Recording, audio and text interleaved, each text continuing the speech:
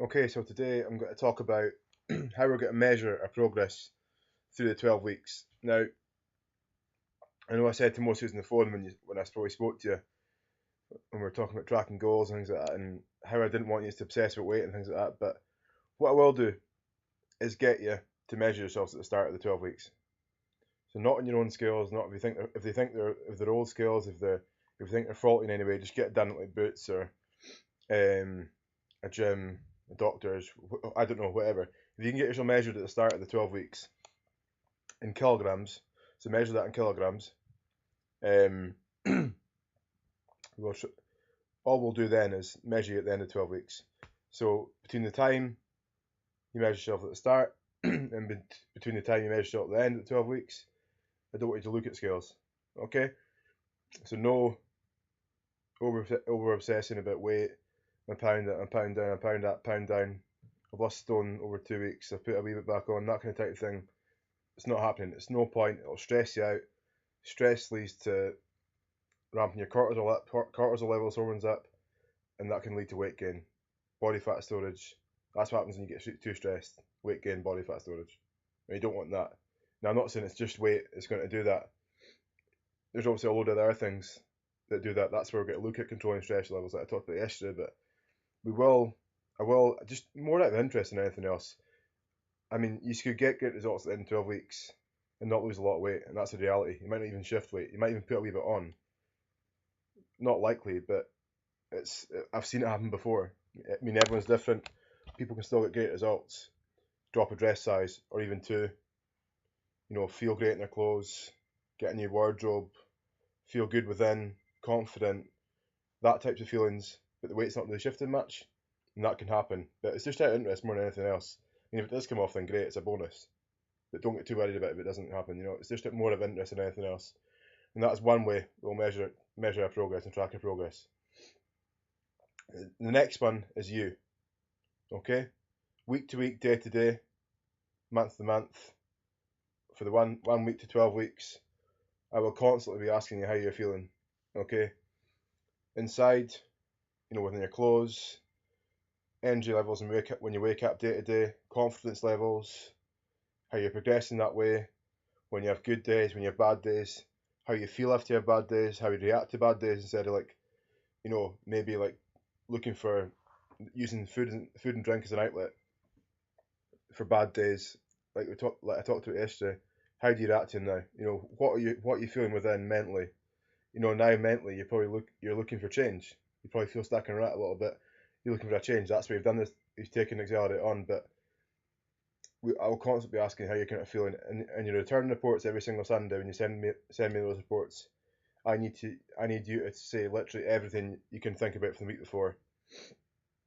So day to day, you'll be kind of noting feelings, jotting things down in your head, even write them down, so you don't forget anything to send me every Sunday. So every Sunday, I want everything, good and bad, that you felt from the week before. Obviously, I want most to be good, but if it is bad, we can work at it. So that'll be one way we kind of gauge your progress, how you feel within, because there's no point dropping dress sizes, dropping weight, things like that if you still feel crap within. We need that to come with it. Okay.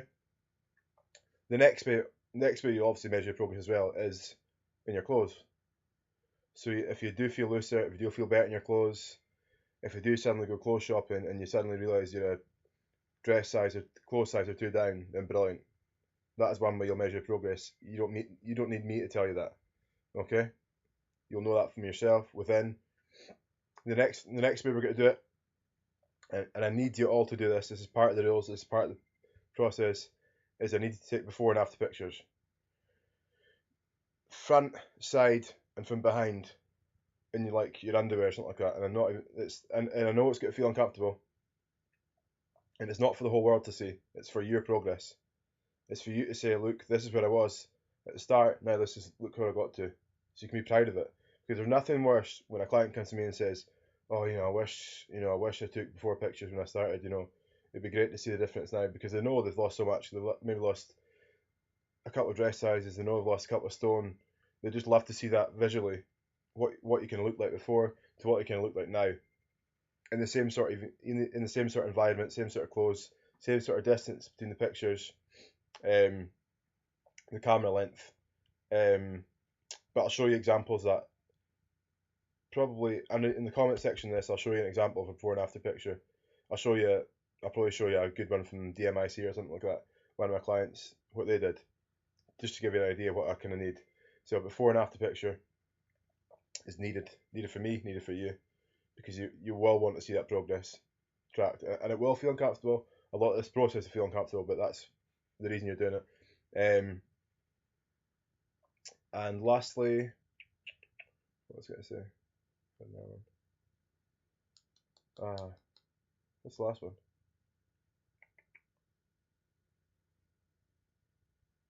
Mind blank here, sorry.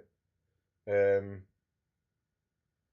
got measuring clothes, your weight, before and after pictures, and body measurement. Sorry, it's the one I do all the time. I've just got a total mind blank there. Sorry. This is if you can do that. If you've got somebody else that can take body measurements of you. So what I'll be looking for is just now, if I show you,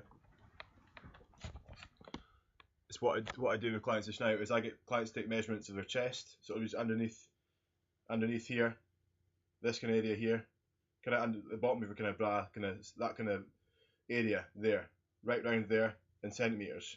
If you can get somebody that can take body measurements of you doing that, then brilliant. The next one is waist, so belly button height, measurement round there, and hips. The biggest point in your hips, and take it round there. Okay, and measure that in centimeters.